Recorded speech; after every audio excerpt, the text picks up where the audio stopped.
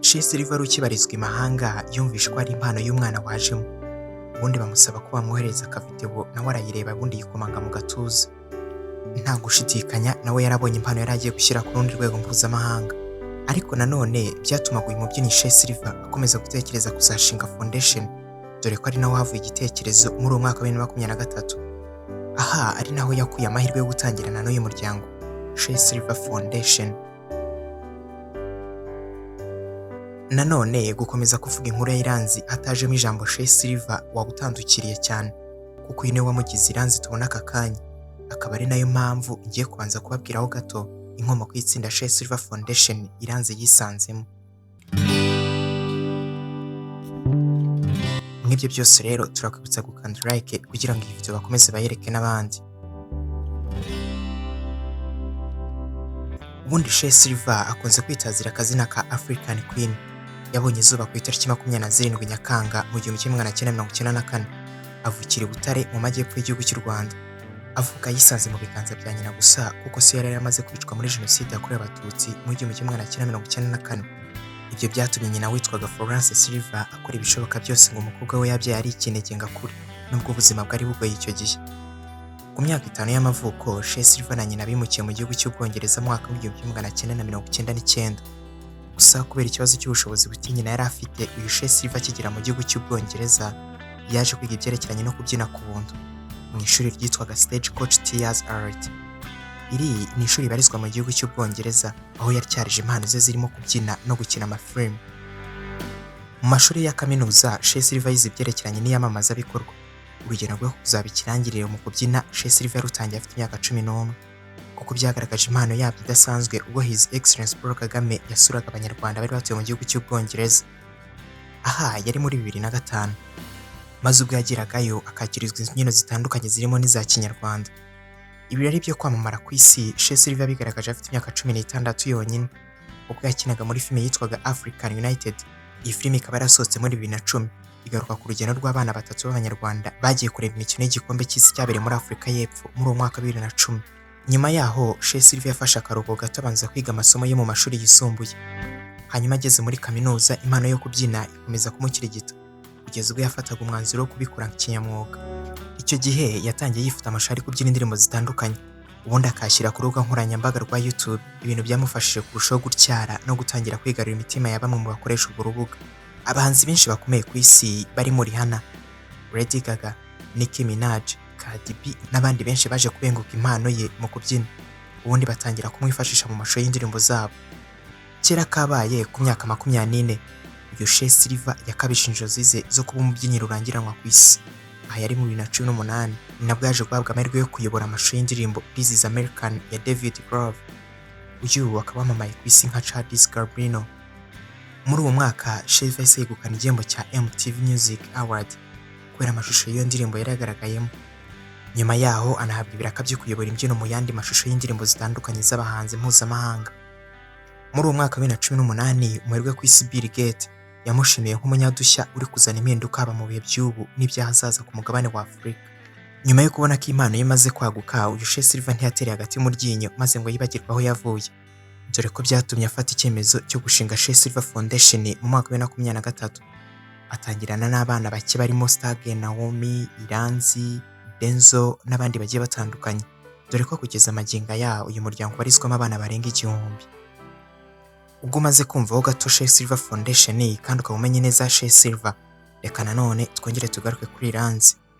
Uyu Iranzi agishyika muri Shea Silver Foundation, impano yo kubyina yaragutse, iraguka koko. Ubundi Shea Silver amusaba ko yazagerageza no kuririmba, abikoze nawe abona birakunze. Kuva ubwo nawe yahise yishura ko nawe yifitemo indi mpano yo kuririmba uretse kubyina. Shea rero yaje gufata icyemezo cyo gutangira umushinga w'indirimbo.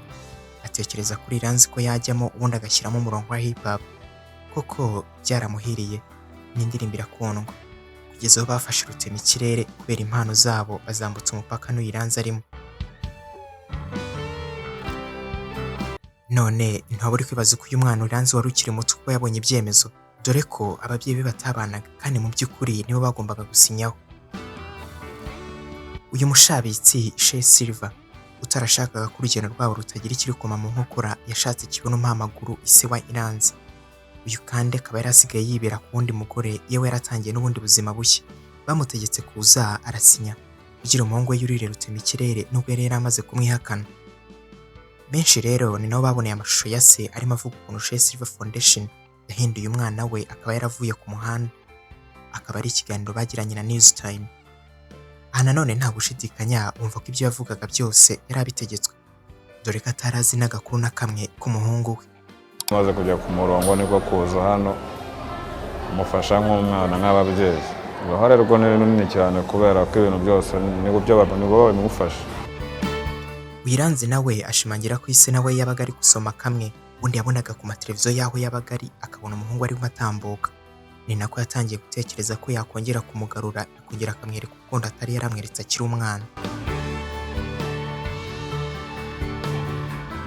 Kumuvana ku busa kumugeza ku gasongero byose byamuviriyemo igishimo cyo kwandaguza itsinda yahozemo. Ubundi araryikoma avuga ko nta n'iryo ryamumariye. Uyiranzi wamamaye mu mitwe y'Abanyarwanda kubera itandukana rya Shea Silver avuga ko nyirabayazana byose ari uko bamushyize muri interne, ni ukuvuga kwiga arara mu kigo. Ubundi we akabura uko yigira gufata amashusho y'uduchallenge tw'indirimbo ngo akomeze yamamare. Kuba muri Shea Silver Foundation bamwishyuraga ishuri yewe na buri kimwe. Akarusho Uyiranzi yari yamaze guhabwa amasezerano y'imikoranire mu bana 5 bari bafashwe mw'iri tsinda rigizwe n'abana basaga 1000. Mu kiganiro yagiriye kuri DC Crema TV yikomye Shea Silver mu buryo buhambaye. Bamwe bakaba baravuze ko ari umurenga uvanze n'ubwana, dore ko atatinye kuvuga ko icyo yabonye kwa Shea Silver ari iraha ko nta yindi ntego yindi ihari. Anabigaruka avuga uburyo batemberezwaga rimwe bakajya kumutaramira iwe mu rugo, dore ko ngo disi byamushimishaga.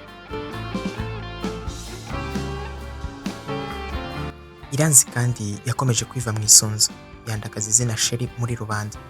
Avuga ko anamwangisha abantu yewe n'abana bo muri Shea Silver Foundation bari baziranye kugeza magingo aya batamuvugisha, kuko nabo bahita bavamo. Ubu niko yabategetse mama. Uyiranzi kandi yanavuze ukuntu kuba avuye muri Shea Silver Foundation uyu Sheri agiye gukora igishoboka cyose akamuzimya mu buryo bwose bushoboka. Ari naho Instagram ya ICC benshi bahise bifatira ku gahanga Sheri bamushyira amajwi ko yaba ari wabigizemo uruhare. Nanone kandi Uyiranzi avuga ko icyamubabaje ari uko yanditse indirimbo akayijyana muri studio yayimuhanga yumve ngo nayishyigikire, akamubwira ko ari indirimbo mbi cyane. Nyamara iyo ndirimbo yavuze ko ari mbi niri guca ibintu hano ku y'imihanda, dore ko ari indirimbo yise Basale. Byose byamuteye umujinya, ubundi afata icyemezo cyo kwandikira groupe yari asanzwe abarizwamo arababwira ati ndasezeye. Sheri mu magambo ye nawe yaramubwiye ati natwe twari tubifite muri gahunda.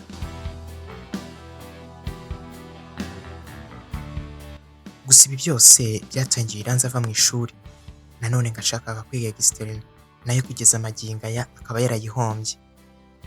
Umunyarwanda aciye umugani ati ikimbwa yanze Imana ikayireba. Iranzi wari waravuye mu itsinda yahozemo rya African Mirror yongeye asubirayo, ariko nyamara bongera kumwakira na yombi. Yakoze indirimbo Basare ikundwa n'abatari bake, dore ko kugeza magingo dukoze ikiganiro imaze kurebwa n'abasaga 220,020. Aha ni ku rubuga rwa YouTube, ikaba imaze iminsi 12 yonyine. Kuri ubu Iranzi arebererwa inyungu n'uwiyita Dino nawe ukiri kwishakisha, avuga ko amushoramo ariko akazishyurwa nabona management ikomeye. Ubuzima bwa Iranzi Theophile butwigisha ko aho umuntu atangiriye atari yagarukira. Yabaye umwana wo ku muhanda, aba umubyinnyi, aba umuhanzi, aba izina rizwi n'abatari bake. Mu rugendo rwe yahuye n'abamufashije, ahura n'abamunenga. Nubwo ibitekerezo ku rugendo rwe bitandukanye, ntawakwirengagiza ko Imana ye yamukuye kure cyane. Ese ejo hazaza ha Iranzi wowe uhabona ute? Ese azongera kugera ku rwego rwo hejuru kurusha urwo yari agezeho? Tubwirane hasi muri comment. Dusoreje ikiganiro cyacu, ni n'akandi mbonye yo gusaba kandi like, subscribe, ugafungura inzogera kugira ngo byose byiza birano bitazigera bigucika. Njye nyita Makanda, ndabashimiye.